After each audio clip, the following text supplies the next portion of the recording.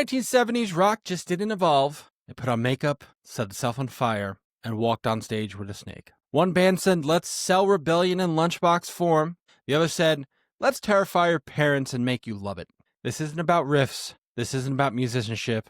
This is about who owned the stage, terrified America, and turned shock into showbiz. It's Kiss. It's Alice Cooper. It's time for a war paint brawl. All right, for the 5 people on Earth who don't know what either of these freaks look like, let's break it down. Who are Kiss? Who is Alice Cooper? And who scared your mother more? Kiss, 4 costume altered egos. The Demon, Starchild, Spaceman, and Catman. Formed in 1973 in New York City, designed like a banned version of Marvel Comics. Built on spectacle, fire-breathing, blood-spitting, and endless merch. Debut album, flopped. Alive saved their career. Alice Cooper started in 1964 as a band, but Vincent Furnier adopted the name as a solo act by the 70s. Created horror rock stage shows with guillotines, electrocution, dolls, dead brides, and snakes. Played the villain, the anti-hero of rock. Massive solo debut with Welcome to My Nightmare in 1975.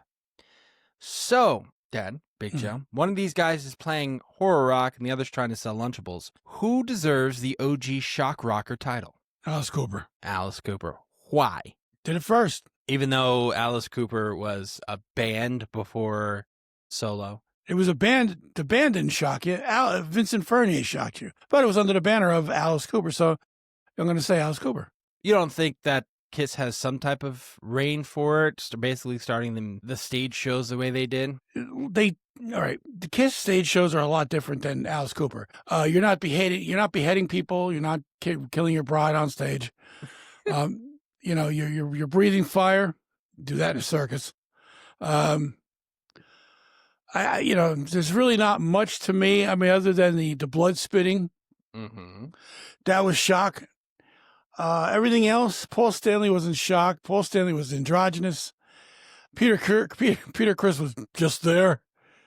Ace was more of a showman. How dare you just sit there? Ace was more of a showman when he had the guitar that was shooting out fireworks and whatever. So, there was more not comical or comedy, but it was more comic bookish than Alice Cooper ever could have been. And, well, I mean, that's what they based their stuff on. It was. Right. Alice Cooper it wasn't based on anything but trying to scare the shit out of you. And he did. Kiss was basically there to get your attention. Okay. So you're going to go straight off the bat and say OG shock rocker, Alice Cooper. Yes. No question. Song versus song. All right. Detroit Rock City versus Schools Out. Let's go to the tape. Detroit Rock City, a song about dying in a car crash on your way to a Kiss concert. True story. Morbid, fast, and full of overdrive. Schools Out, the anthem of every bored, angry kid who's ever wanted to flip their desk and light a cigarette in the hallway. Which one hits harder live? And don't just say it depends on how many beers you've had. I want actual blasphemy. I'm going to see, it's hard to do this, but you want me to tell you what I think was the harder one live? Well, here's the breakdown. What's the hardest song? Detroit Rock City. So go off energy and build, go off lyrics and message, go off crowd reaction, and then go off long-term legacy. Crowd reactions could be Schools Out, no question. What were the other ones? Energy and build. Energy would be Detroit Rock City. Build would be Detroit Rock City. Lyrics and message. Lyrically, I'm going to give it to Alice because everyone can relate to it. What's the last one? Long-term legacy. Schools Out. Really? Over Detroit Rock City? Yeah, Schools Out. Now, diehard Kiss fans will argue. That's blasphemy. Well, they're going to die. They're going to argue with you because, it is something that starts their show off or whatever. And it is up to that point, that was their hardest song. So people are it's going to be an argument, and that's fine. It's just a matter of opinion. All right. Since I got the microphone and headphones, it's my opinion. Well, here's to the fans out there. Let us know in the comments which track still gives you goosebumps when it kicks in. Use hashtag Team Kiss or hashtag Team Cooper, and we'll shout you out on the next episode of Vinyl Saints. So let's go. Puts on a better freak show. This ain't about musicianship. It's about theatrics. Cooper. Can I finish my fucking thing? Go ahead, but you already asked the Kiss had fireworks, platforms, flames, wires, fake blood, and Gene Simmons flying through the frickin' air like a demonic Peter Pan. Alice had a fucking guillotine. and he used it on himself. Right. What's your pick? Obviously, you're going with Alice Cooper. No question. No question whatsoever. Again, these are my opinions. You might have a different opinion, and that's fine. There's no right, there's no wrong here. Okay. Which one do you think traumatized children more?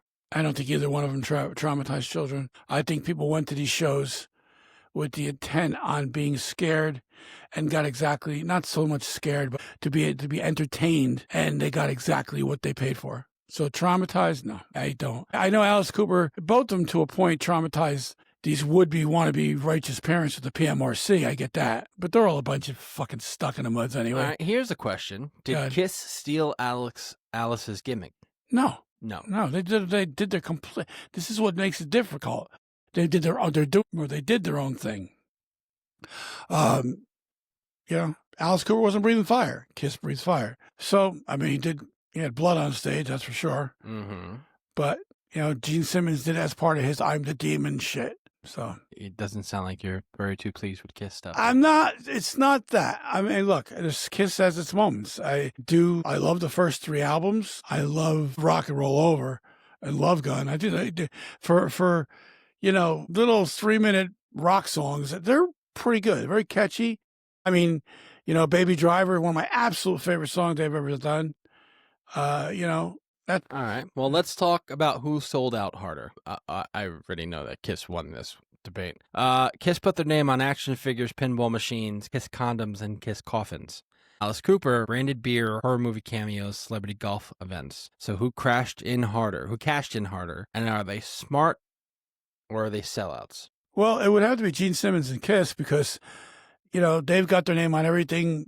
Pretty soon he's gonna patent air. We're going to pay him for breathing. So they definitely. I'm not going to say they sold out. He does own the money bag sign. Is smart. Well, which one of us wouldn't have done that if we couldn't have? That's true. If I had the money, I would have done it. If you had the money and there's so much things that he's done. Look, he broke his ass. That band broke their ass to give their image out there. Why not use it? Why not sell it? That's not selling out. That's making money. That's intelligence. Even though they sold their complete rights to a company. Look, that's a business decision on their part. I can't. To me, that just blows my mind, and it kind of bothers me a lot because I feel like I've been stabbed in the back. Because after time, you knew Kiss and Gene Simmons were one, and now they're not. And to me, it's I don't know. Huh? And I'm reading stuff too that it wasn't they sold everything. They kind of like leased it to this company, and the company's got exclusive rights to do whatever it wants to do. But I don't think that. And maybe I'm wrong. If anybody out there knows I know Paul said in an interview we sold the rights for $350 million. Seems like a drop in a bucket for that stuff. No, the legacy of 50 plus years, stuff like that. Yeah, this is like the makeup alone. You think the makeup's worth a lot of money? Yeah, of course it is. It's iconic. It's part of their image. Without that makeup, there's no image. All right, and here's for the listeners. Send us the weirdest official merch you've ever seen. Bonus points if it's still in the box. All right, let's get into legacy and impact. So let's fast forward. Which of these weirdos actually changed music long term? Kiss inspired Motley Crue, Twisted Sister, Ghost, Slipknot, basically the concept of band merch. And Alice Cooper inspired Marilyn Manson, Rob Zombie, Lordi, horrorcore hip-hop. Even Lady Gaga has credited Alice Cooper. If you were forming a band today and had to rip one off, who are you going with? Blood Capsules and Snakes or Fire and Face Paint? Neither, to be honest with you. Neither one of them. I mean, to me, that's not, like I said before, and I said in an earlier episode, I'm not a gimmick guy. I'm not somewhere where I'm going to go see them because of their show. I want to hear the music. I'm a music person. I enjoy music with my ears. Now, I get it. There's an argument there to be made. People are going to say, well, what about MTV? They launched other people's careers. They didn't launch them. They actually sustained them. And MTV took it to another level because people were actually seeing their bands for the first time. There is something to be said that a lot of people now would people still go see Kiss if they just went out there with t-shirts and jeans on and just played music? Yes, they've done it. When did they do it? In the 80s. It wasn't t-shirts and jeans. They were dressed like somebody's nightmare. No, it was t-shirts and if you look at the Look It Up album, it was t-shirts and jeans. That's because they're making a point at that point.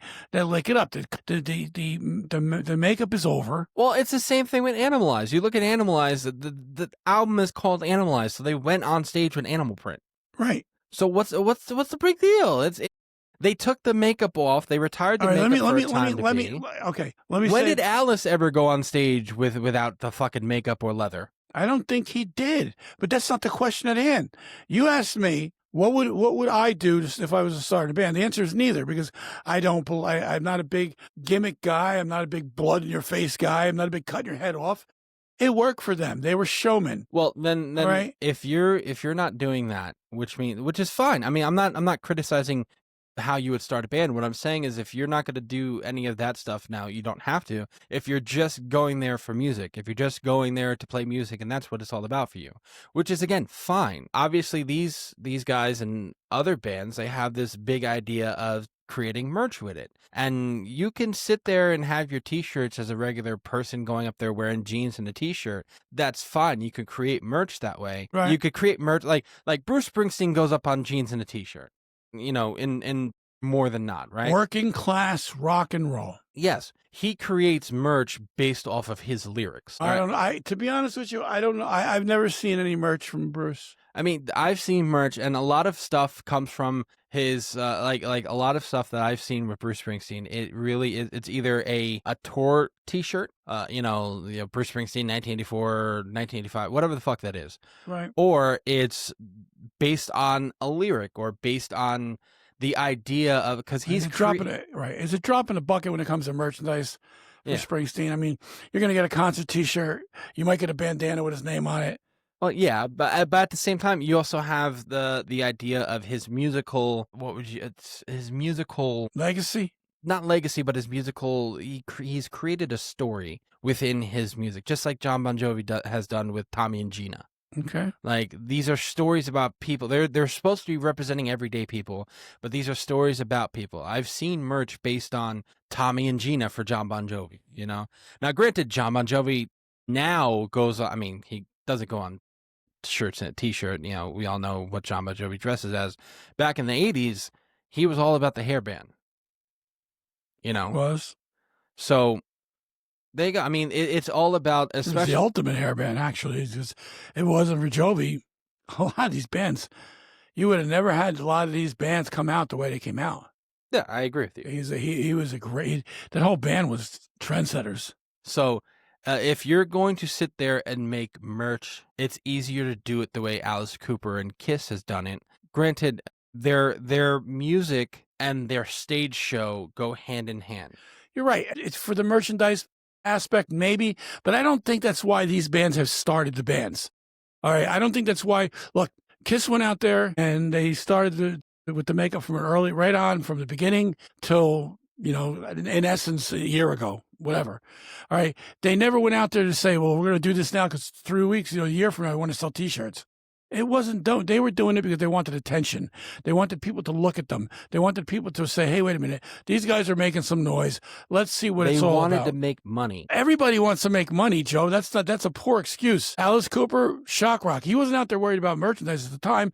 He was out there because he wanted attention. Don't forget, Alice Cooper comes from a biblical background. His father's a Baptist minister. Alice is extremely religious. All right. So he did this in essence to gain money for himself, to make money, to show everybody, look, or to show people, look, we got to do something a little over the top to get people to notice us. And Kiss did the same thing. All bands do it for that reason. They're not doing it now so they can figure, a year from now we're going to sell something. That goes with the territory. Now, I don't know what other questions you got for me, but what are you doing? Just lowering it a little bit. Anything. Well, I mean, it's not really questions. I have some stage trivia, shock trivia, stuff like that, if you will. So the first live shock gag, Gene Simmons' fire breathing, debuted in 1973. Alice Cooper decapitated himself on stage with a guillotine in 1973. The fake blood formula for Kiss, it's egg whites, yogurt, and food coloring. For Alice Cooper, it's theater blood, often used mid-song. Prop highlight, Simmons' blood-spitting axe base. For Alice Cooper, it's the live boa constrictor around his neck. Most ridiculous stunt. Flew to stage harnessed above the crowd, and then Alice performed with a real electric chair on stage. Look at him. Look at his face. First TV Panic banned from the Midnight Special due to their satanic makeup for Kiss. For Alice Cooper protested his Welcome to My Nightmare in 1975. Merchandising and selling out. Coffins. Produced by the great Dick Wagner, by the way. That was a great album. It's still one of my favorite albums. Merchandising and selling out. Coffins for sale. Yes, Kiss has a Kiss casket. Gene was buried in one. Alice Cooper, no coffin merch, just fake death on stage. Comic books. Kiss has comic books. They printed one using their actual blood. Marvel printed it for them. Alice Cooper has no comic books, but Alice wrote for Marvel later on in his career. Board games. Yes, Kiss on tour 1978. They do have a board game. No official games, but Alice Cooper was on Jeopardy once, or was a Jeopardy answer. Alice Cooper happens to be a very intelligent man. This does have a pinball machine, who were created back in 79 and again in 2015. Midway, I believe. I believe so, yes. Alice did appear in Guitar Hero, so he doesn't have his own pinball machine. Kiss does not have golf gear. Alice Cooper does. Alice owns a clothing line of golf polos with skulls on them. Because he's a scratch golfer. The guy's amazing. This is what he does. Again, you take Alice Cooper off stage, take the makeup off his face and whatever, and Alice Cooper can hang at any party, go to any neighbor's cookout. He's a real guy. He's not a rock star 24 hours a day. Well, I will add to that because we have the TV, movies, and pop culture references. Gene Simmons acted in 1984 sci-fi film Runaway with good movie. Tom Selleck. Alice Cooper played himself in Wayne's World and schooling Wayne about Milwaukee history. Milwaukee. We're not worthy. We're scum. Kiss appeared in Unmasked. The great Chris Farley in that one when he was telling you where he's going. He's going there. And then we're going over here, and we're going to go here, and we're going to go over there. That, to me, was one of the funniest things Chris Farley ever did. Kiss appeared Unmasked on MTV for the first time in 1983. Alice never wore a mask. He was always the mask. Deep cut fan trivia. Let's see if you know this, Dad. Did you know that Alice Cooper once beat Chuck Berry at golf and then opened for him that same night? Did not know that, no. All right. Kiss's Alive album was so doctored in the studio that some claim it's not a live album that at I all. do know. You do know. I'm not saying I know it for a fact, but I do know that it kind of was really, it relied on a lot of studio trickery to get through. All right. Okay. Alice Cooper's legal name is what? Vincent Furnier. No, it is not. He changed his legal name to Alice Cooper in 1975. Oh, he did he? He did. Okay. His legal name is Alice Cooper. Kiss turned down a script in the 1980s for a movie where they would fight the devil at a rock concert.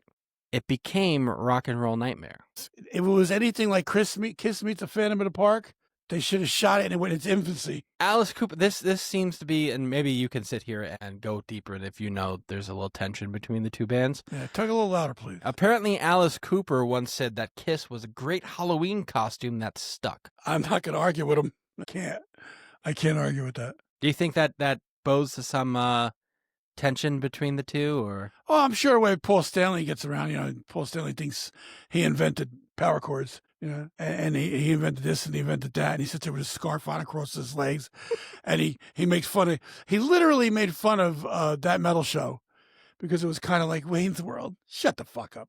Do me a favor, okay, Paul? Here we go. I'm sorry, but when you get these rock stars that take themselves way too fucking serious, and he does. Sorry. All right. Creepy Connections. Ready for this one? Which is always a good because it ties into Is This Real? Go to Green Hour Media YouTube page to look at our Is This Real? We're in season 15 right now. Alice Cooper claims to have seen a ghost backstage in the old London Theater in 1976. Okay. Interesting, right? Gene. Okay, go ahead. Now, Alice Cooper also had a great sense of humor in his writing. Now, if you go back to the one album, Welcome to My Nightmare. Welcome to My Nightmare. So I'm losing it now. But there's one song on there, I think it's called, Welcome to My Nightmare. It's called Give the Kid a Break. Mm-hmm. You ever hear that song? Yes. Okay. That is a great sense of humor song where he's trying to reason with the devil. You know what I mean? And it's just funny the way it came out. Gene Simmons has said publicly that he doesn't believe in ghosts, but he believes he is scarier than one. What's your opinion on that, Dad? Gene Simmons is full of shit. It's all about again. It comes down to where the two of them have egos. I mean, the egos are like enough. I don't want to hear it no more. That's my opinion about it. I'm tired of the look at us. We're the greatest thing since rock and roll. No, you're not. You're not. You're a gimmick that got too big for itself. Okay. So, here's some quick performance stats. So the estimated number of live shows for Kiss is over 2,300. For Alice Cooper, it's over 2,500. The years active by the year 1989. So that would be what, 26 years ago? Yeah. No, 36 years ago. 36 years ago. 36 years ago. So that was 16. So it'd be 52 years for Kiss now, and active for Alice Cooper by 1985 would be 61. Yeah, that makes sense. No, 61? No, it would be 60. Celebrating 1975, his debut album came out, right?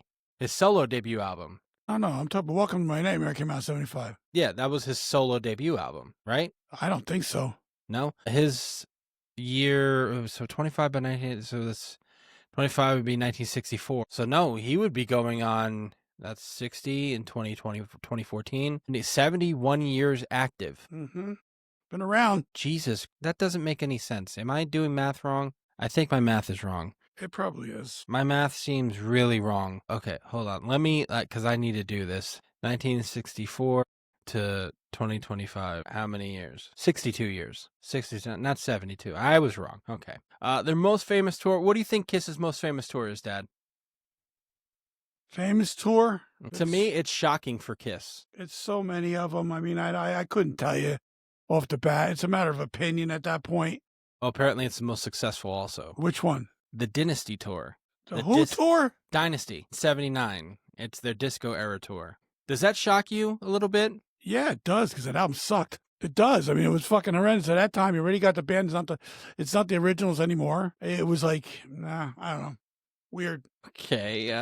For Alice Cooper, it's 1975. Welcome to My Nightmare Tour is his most infamous tour. Okay. Quick trivia comparisons. Who made more people think they were satanic? Was it Alice with fake blood or Kiss with the Knights in Satan's Service myth? I'm going to say it's both. There's a tie there. If it's a safe answer for me. I think they were both sides. They were accused of so many things. Satan's Service, the SS with Kiss's logo. Oh, speaking about that, there is... Oh, God, I don't know if I could bring it up right now because I don't have it up. There is... look up on your phone. There's a place in... Oh, it's on the boardwalk down the shore. There's a place down the shore that has a bunch of band logos with the SS logo as far as stickers. And people want this place shut down. There's band stickers everywhere, but people want this place shut down because they're like, no, that's the Nazi symbol. Oh, dear God, I can't take it anymore. I can't take everybody's got to complain about everything. And a lot of people are saying like, no, that's Kiss with their SS. But if you look at the sticker, yes, it looks like Kiss's SS, but at the same time, it doesn't. You know, again, it is a weird... Oh, let's see if I can bring up the story. Jersey Shore. That's part of the problem. Everybody gives in to these fucking lunatics. They got to have to be so offended by everything. Restaurant, band. Yeah, here we go. I have it here right now, NewJersey.com. Jersey Shore's pizzeria's alleged Nazi stickers led to online uproar, torrent of bad reviews. A Jersey Shore pizzeria is facing online backlash after photos surfaced of alleged Nazi stickers inside the restaurant. Franconi's pizzeria opened for 20 years on the Wildwood Boardwalk, was the focus of several Reddit posts this past weekend. This was a couple weeks ago. Photos uploaded to Reddit showed that users claimed to be a refrigerator in Franconi's kitchen. On the fridge appeared to be a sticker of the SS bolts, a symbol of the Schutzstaffel, a paramilitary organization ran by Adolf Hitler. Another sticker appeared to include a Totenkopf, another symbol of the Gestapo, I guess. The two symbols are still prevalent amongst neo-Nazis and white supremacy groups today. The post garnered hundreds of interactions, leading to Franconi's to receive a slew of negative business reviews. So bad were the Yelp reviews that the website posted a statement saying that the restaurant's profile has been locked and is being monitored by Yelp's support team. The business recently received an increased public attention, resulting in an influx of people posting their views to this page. So we have temporarily disabled the ability to post here as we work to investigate the content. While racism has no place on Yelp, and we unequivocally reject racism or discrimination in any form. All reviews on Yelp must reflect an actual first-hand customer experience, even if that means disabling the ability for users to express points of views we might agree with. I'm going to leave this for Is This Real? Because to me, that's where this belongs. Well, I mean, it's yes, but at the same time, have you seen the photo? No. So, if I could bring it up, hold on. It's all right. It's fine. I'll take your word for it because to me, it's all a bunch of bullshit anyway. So many people get offended by everything. The problem that you have here, now, I'm going to hold it up here. Okay, so you see, come on, focus, motherfucker. You see the SS right there? It says fuck Biden above Trump's head. Okay. So, that's another reason why they're saying it's because it's they're red. They're a pro-Trump, anti-Biden establishment. But there you have the two SS's with other band logos. You have Rammstein's logo there. You have a bunch of other band logos there. But who had the better stage exit? Gene flying into the rafters or Alice being fake executed? Alice. Alice, okay. Who sold Rebellion better? Kiss to Kids or Alice to Dropouts? Alice to Dropouts. Ooh, can I get a reason why? Again, my opinion. You might have a different one, and that's fine. All right. Who would you rather fight? Paul Stanley in platform boots or Alice Cooper with a machete? With a machete? Yeah. I don't go anywhere near anybody with a machete. Or a fight. What kind of stupid fucking question is that? I don't want to fight either one of them. Okay. So what did we learn this week? Kiss turned Rebellion into a brand. Alice turned trauma into theater. And Big Joe still won't pick a side because he likes to live in chaos. But you can pick a side. Comment #Team Kiss or #Team Cooper, and we'll shout you out on the next episode, if there will be. Next week, though, we have Queen versus The Who, two bands with more drama than Fleetwood Mac and louder shows than a jet engine. Follow Vinyl Saints, subscribe, or we're putting you in the guillotine. Thank you for joining us. See you guys next week. Say goodbye, Big Joe. Goodbye, Big Joe. All right. Bye-bye. Hey, fellow truth seekers. Want to take your love for the Is This Real podcast to the next level? Check out our exclusive merchandise line designed for curious minds like yours in mind. From comfy tees and hoodies to stylish mugs and accessories, our merchandise is the best way for you to show your passion for unraveling the mysteries of the fucking universe. Visit our online store at isthisrealpc.com and gear up to explore the universe in style. Don't just listen, wear your curiosity with pride with Is This Real podcast merchandise.